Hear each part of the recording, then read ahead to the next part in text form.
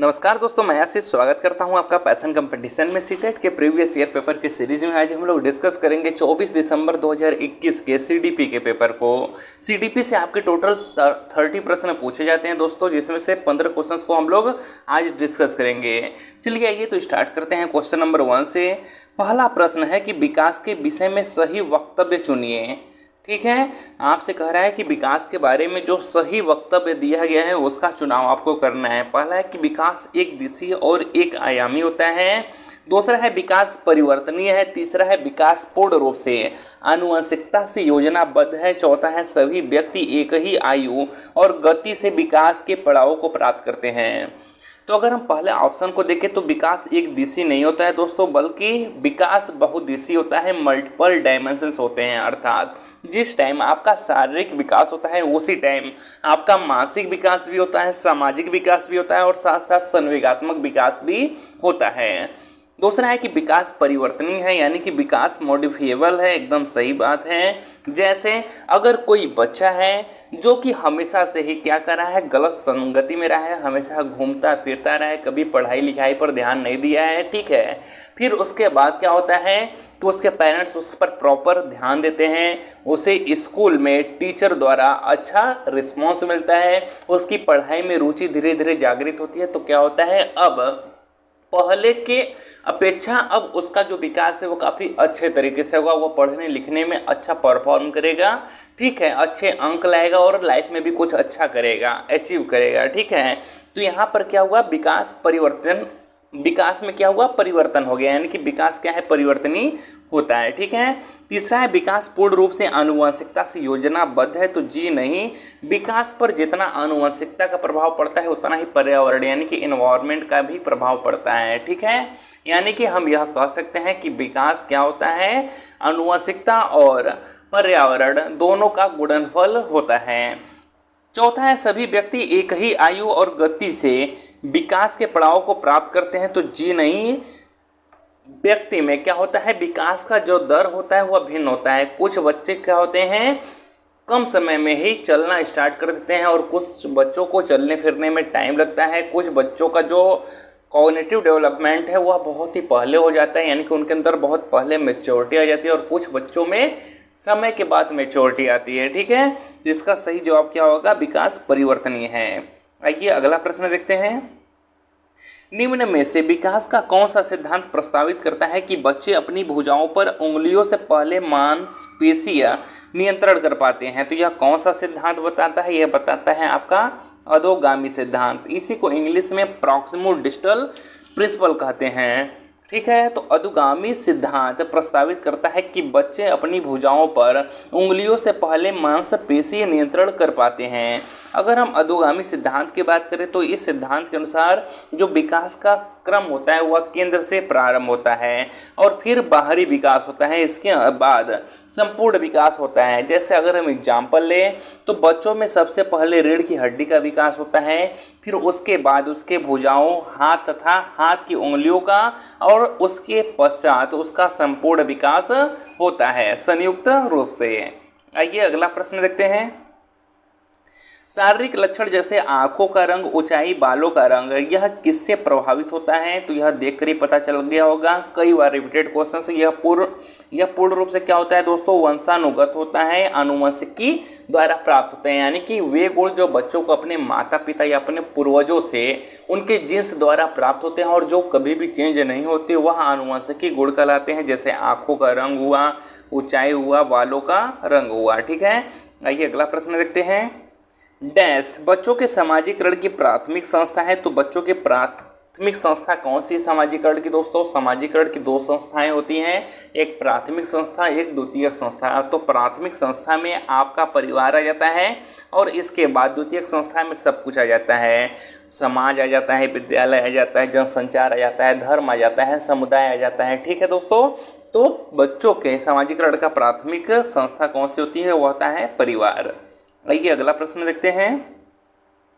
एक बच्चा सिर्फ मूर्त वस्तुओं के साथ ही समस्याओं का समाधान कर सकता है। उसकी समस्या समाधान की यह विशेषता किस स्तर के अंतर्गत आती है? तो आपको पता होना चाहिए कि पियाजे ने संज्ञानात्मक विकास को 4 स्टेज में डिवाइड किया है। कौन कौन सा? संवेदी गामक अवस्था, पूर्व संक्रियात्मक अवस्था, मूर्त संक्रियात्मक अवस्था और औपचारिक संक्रियात्मक अवस्था। संवेदगी गामक अवस्था में बच्चे का जो आयु होता है जन्म से 2 वर्ष, पूर्व संक्रियात्मक में 2 से 7 वर्ष, मूर्त संक्रियात्मक में 7 से 11 और औपचारिक संक्रियात्मक में 11 से 15 वर्ष होता है। ठीक है, तो यहाँ पर क्या कर रहा है कि बच्चा सिर्फ मूर्त वस्तुओं के साथ ही समस्याओं का समाधान कर सकता है।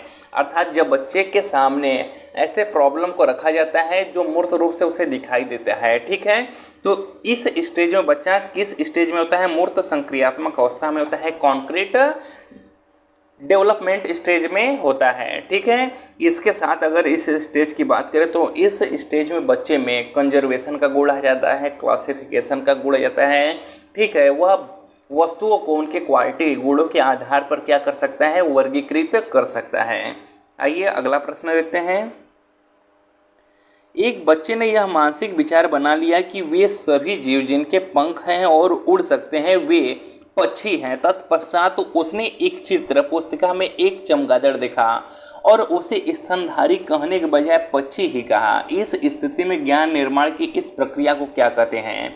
तो जीन पियाजे ने ऐसी आपका जो अनुकूलन एडॉप्टेशन के 2 प्रोसेस बताए हैं, एक समावेशन यानी कि एसिमिलेशन बताया है और दूसरा समायोजन की बात की है।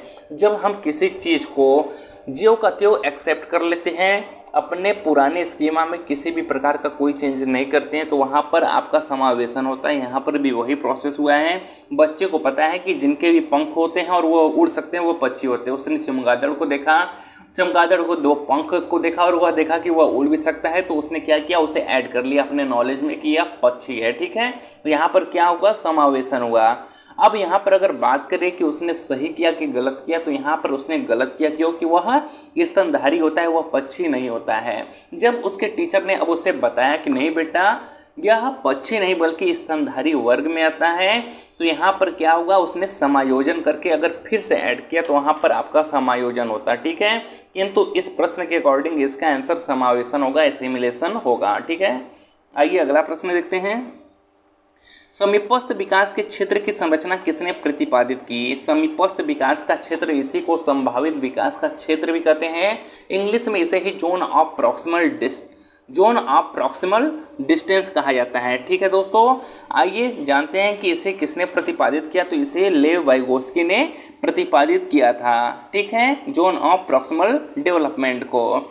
अगर इसकी बात करें कि यह होता क्या है समीपस्थ विकास का क्षेत्र, तो यह एक दायरा होता है जहां यह संभावना लगाया जाता है कि बच्चे का विकास कहां तक हो सकता है, यानी कि उसका विकास वहां तक करने के लिए जो उसे टेम्परेरी हेल्प दिया जाता है और स्थायी रूप से सहायता दिया जाता है दोस्तों, उसे हम लोग स्कैप होल्डिंग कहते हैं। ठीक है, और जिसके द्वारा उसे मदद दी जाती है उसे MKO कहते हैं, यानी कि मोर नॉलेजेबल अदर कहा जाता है। ठीक है, याद रखिएगा इसमें 3 टर्म होते हैं जो बहुत ही ज़्यादा पूछे जाते हैं कि बच्चे को ZPD में जो हेल्प दी जाती है उसे क्या कहा जाता है? उसे स्कैप होल्डिंग कहा जाता है, यानी कि ढांचा कहा जाता है, और जिसके द्वारा दिया जाता है उसे MKO कहा जाता है, मोर नॉलेजेबल अदर कहा जाता है। ठीक है, तो इसका सिद्धांत किसने दिया?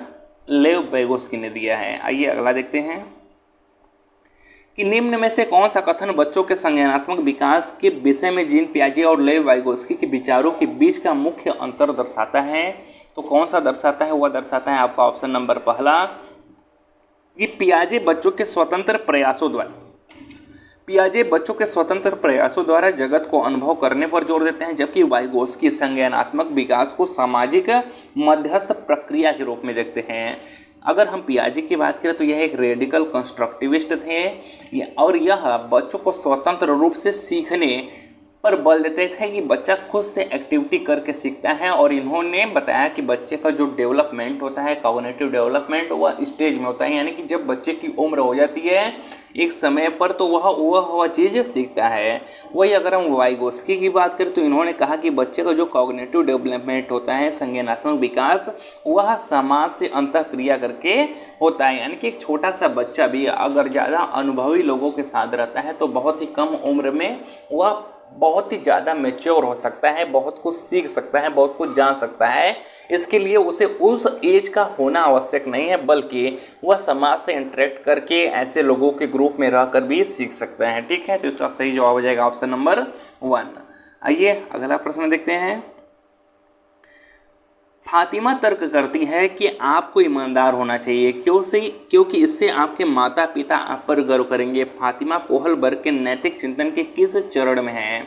ठीक है, तो कोहलबर्ग से एक प्रश्न तो आपका पूछा ही जाता है दोस्तों, जहाँ पर भी यह बात किया जाए कि बच्चा इसलिए अच्छा करना चाहता है, वह ऑनेस्ट होना चाहता है या फिर अच्छे अंक लाना चाहता है, ताकि इस वजह से उसके माता पिता उस पर गर्व करें, उसके टीचर उस पर गर्व करें, अर्थात वह अच्छा लड़का या फिर अच्छी लड़की बनने का कार्य कर रहा है। ठीक है, तो वह किस स्टेज पे है? अच्छा लड़का अच्छा लड़की, यानी कि good boy good girl orientation में है। ठीक, आइए अगला प्रश्न देखते हैं।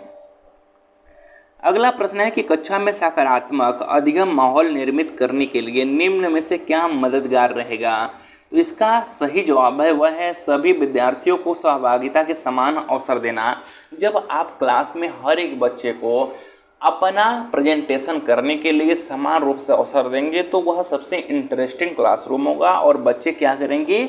बहुत ही पॉजिटिव रहेंगे, सकारात्मक रहेंगे। आइए अगला प्रश्न देखते हैं।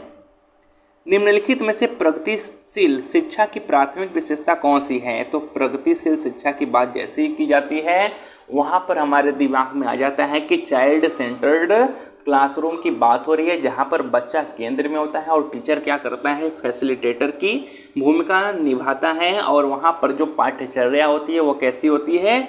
लचीलेपन में होती है, यानी कि बच्चों के अकॉर्डिंग उसे चेंज किया जाता है। ऐसा नहीं कि पाठ्यचर्या को यानी कि पाठ्यक्रम को बहुत ही ज़्यादा ईजी कर दिया जाए जिससे बच्चे बोर होने लगे, या फिर इतना ज़्यादा उसे कठिन कर दिया जाए कि बच्चों को समझ में नहीं आए। ठीक है, बल्कि उसे मध्यम में रखा जाता है, बच्चों के कॉग्निटिव डेवलपमेंट के अकॉर्डिंग रखा जाता है कि बच्चों की क्या सोच है, क्या समझ है, तर्क करने की क्षमता है, उस अकॉर्डिंग उसे चेंज किया जाता है, फ्लेक्सिबल किया जाता है। ठीक है, तो इसका सही जवाब है पाठ्यचर्या और आकलन में लचीलापन।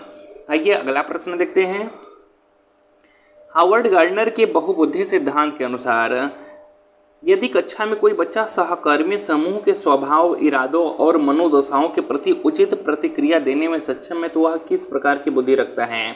तो जहाँ बच्चा अपने समूह के किसी अन्य बच्चे के मन को समझ लेता है, उसके इरादे और मनोदशाओं को, तो वहाँ पर जो उसकी बुद्धि होती है वह होती है अंतर्वैयक्तिक बुद्धि। कौन सी बुद्धि होती है दोस्तों? वो होती है अंतर्वैयक्तिक बुद्धि। इसी को इंग्लिश में इंटरपर्सनल इंटेलिजेंस कहते हैं। क्या कहते हैं? इंटरपर्सनल इंटेलिजेंस कहते हैं।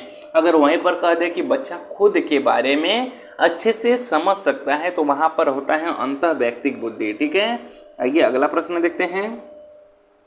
व्यवसाय के संप्रत्यय अर्थात कॉन्सेप्ट को पढ़ाते समय मोनिका ने विद्यार्थियों को पुरुष और महिलाओं को गैर परंपरावादी कार्य करते हुए फ्लैश कार्ड दिखलाएं। इस युक्त में उसके छात्रों में क्या होगा?